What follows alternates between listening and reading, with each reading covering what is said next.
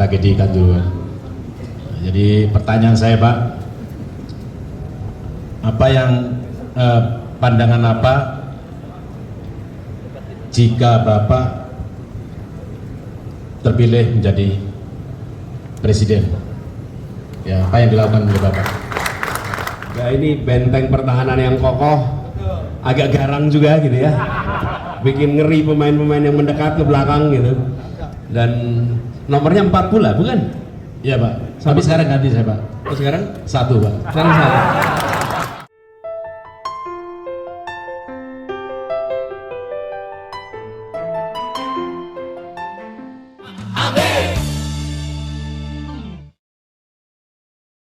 Presiden, amin. Saya berharap tidak hanya stadion yang dibangun, tapi fasilitas untuk anak-anak SSB.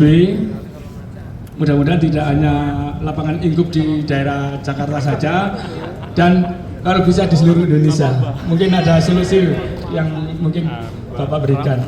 Terima kasih. Terima kasih Mas Yusuf. Selanjutnya ditanggapi mungkin Bung Anies, harapan Ya, dari Mas jadi, Yusuf. makasih Mas Yusuf Eko Dono. Alhamdulillah kami kemarin membangun di Jakarta 5 lapangan latih, dan ini memang seperti saya ceritakan tadi didesain untuk kita bisa memberikan kesempatan anak-anak berlatih dan membangun kompetisi untuk generasi muda agar mereka bisa nantinya berprestasi, mensuplai pemain-pemain baik. Kan gini kira-kira, bibit yang baik hanya bisa tumbuh kalau ada tanah yang subur. Lalu tanah yang subur dan bibit yang baik membutuhkan cuaca yang baik pula, iklim yang sehat. Karena kalau iklimnya tidak sehat, maka tidak akan bisa tumbuh juga ini bibit. Nah, bibitnya dari mana? Dari rumah, dari sekolah, itu bibitnya. Menyiap lapangan latih, lapangan sepak bola berkualitas, itu seperti menyiapkan mediumnya nih, supaya mereka nanti bisa ditumbuhkan. Nah, bagian dari pemerintah membangun iklimnya yang sehat, menyiapkan kompetisinya, menyiapkan anggaran supaya ada kompetisi yang berjalan sepanjang tahun, agar anak-anak itu bukan hanya ikut turnamen, tapi memang ikut di dalam kompetisi yang generasi baru. Nah, harapannya lapangan yang nanti insya Allah kita bangun itu akan bisa memfasilitasi. Nah, kita pernah merasakan ketika bangun Jakarta, ternyata tidak rumit, Bung Gofar, sama sekali nggak rumit. Memang ada alokasi anggaran yang dibutuhkan, tapi ini harus kita pandang sebagai investasi. Jadi kalau kita membangun lapangan latih, waktu kita bangun di Jakarta kemarin, itu angkanya sekitar 4 sampai 6 miliar per lapangan untuk lapangan yang standar FIFA. Sekarang kalau tidak angkanya sekitar 7 sampai 8. Kalau ini dipandang sebagai investasi, apa nanti hasilnya? Hasilnya kita akan punya ekosistem pelatihan sepak bola yang lebih baik.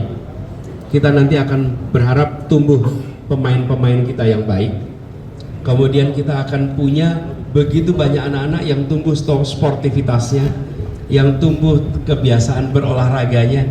Jadi dampaknya itu akan besar di masa yang akan datang.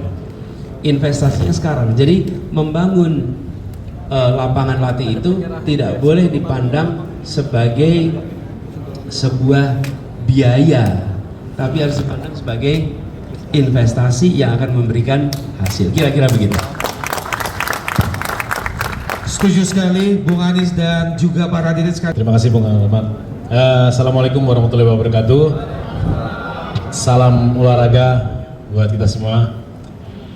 Pak Anies, mungkin alhamdulillah ya, ini baru ketemu, baru melihat secara langsung. Kalau selama ini saya melihat di televisi, mungkin ini jadi inspirasi saya juga selama ini, Pak Anies. Begitu. Saya juga lihatnya di televisi aja. Luar biasa ya. Ya, mungkin baru tahu, mungkin baru kenal. Saya ingin memperkenalkan diri aja. Saya Karis Sudiarto, Pak Anies.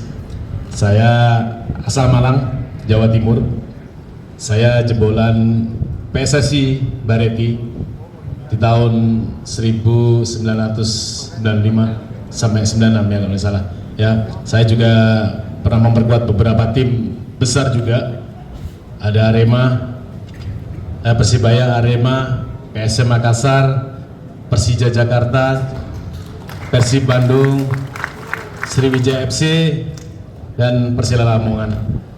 Dan alhamdulillah selama melalang buana kurang lebih 15 tahun saya bisa mempersembahkan double winner sama Sriwijaya FC di tahun 2007.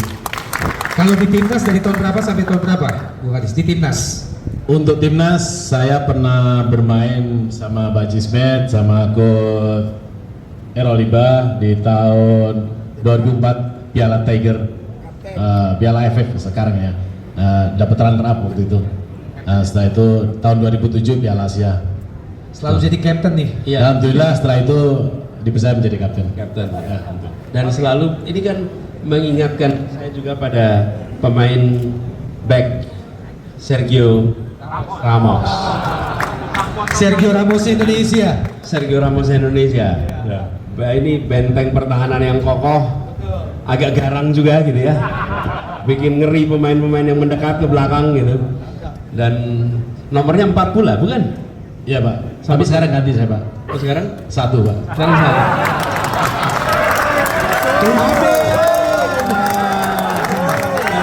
Ya, salaman dulu, salaman lagi. Iya. Coba ada dua perbedaan antara Haris dengan Ramos ya. Yang pertama postur tubuh. Haris semakin lama semakin subur, makin makmur ya. Yang kedua Alhamdulillah. rambut. Kalau Ramos makin gondrong, Haris kayaknya mulai makin Tipis. Silakan, nanti mau disampaikan Haris. Iya Pak, Pak Anies, saya besar pernah memperkuat Arema. Jadi saya memahami Arema dan perasaan Aremania. Ya, tentunya ini jadi pertanyaan. Saya kenal baik seluruh supporter Arema juga. Punya jadi saat ini masih jadi ganjalan dari saya gitu terkait tragedi Kanjuruhan. Jadi pertanyaan saya Pak, apa yang pandangan apa jika Bapak terpilih menjadi presiden? Ya, apa yang dilakukan oleh Bapak terkait tragedi Kanjuruhan? Terima kasih Mas Karis. Jadi peristiwa ini adalah peristiwa hitam dalam sejarah bangsa kita, apalagi di dalam sejarah sepak bola. Jadi setiap nyawa itu adalah sesuatu yang harus dipertahankan dengan at all cost gitu. Karena tugas pertama dan terutama adanya negara adalah melindungi setiap tumpah darah Indonesia. Itu tugas pertama. Jadi itu adalah peristiwa yang kita semua harus berkomitmen untuk jangan sampai berulang. Nah, ke depan bagaimana? Kami melihat ada 4 hal yang harus kita kerjakan. Pernah saya sampaikan juga ketika debat pertama di KPU beberapa waktu yang lalu. Apa nomor 1 adalah menguak kebenaran apa yang sesungguhnya terjadi, sehingga ini bisa menjadi awalan untuk mendapatkan closure, mendapatkan ujung akhir apa yang sesungguhnya terjadi. Yang kedua adalah penegakan keadilan, penegakan hukum. Sesudah tahu apa yang terjadi, penegakan hukum sehingga semua yang bertanggung jawab itu harus mempertanggungjawabkan, karena namanya juga ada sebuah peristiwa seperti ini. Yang ketiga adalah kompensasi bagi keluarga korban, sehingga keluarga korban bisa mendapatkan sebagian dari usaha untuk recover. begini, bicara sampai kompensasi ya, sebesar apapun kompensasi diberikan tidak akan pernah bisa mengembalikan nyawa yang hilang. Dan sesantun apapun santunan itu diberikan, dia tidak bisa mengobati rasa kehilangan, udah nggak bisa itu. Tapi kalau kita mengatakan nggak bisa, bukan berarti kompensasi itu kemudian nggak perlu, bukan. Tapi kita harus sadar, jangan menganggap kalau udah ngasih kompensasi kemudian seperti mengganti. Nggak pernah, itu nggak pernah bisa diganti. Tanya sama ibu-ibu yang anaknya meninggal, nggak pernah bisa. Tanya sama bapak-bapak, nggak bisa. Tanya sama warga Malang, nggak bisa itu. Pedih, betul nggak Pak Haris? Tapi ini ketiga ini perlu dilakukan. Yang keempat adalah komitmen untuk jangan sampai peristiwa itu pernah terulang lagi. Jadi 4 nih. 1. Menguak kebenaran. 2. Menegakkan hukum dan keadilan. 3. Memberikan kompensasi. 4. Menjaga agar tidak terulang. Dan yang keempat ini harus kita lakukan. Amin.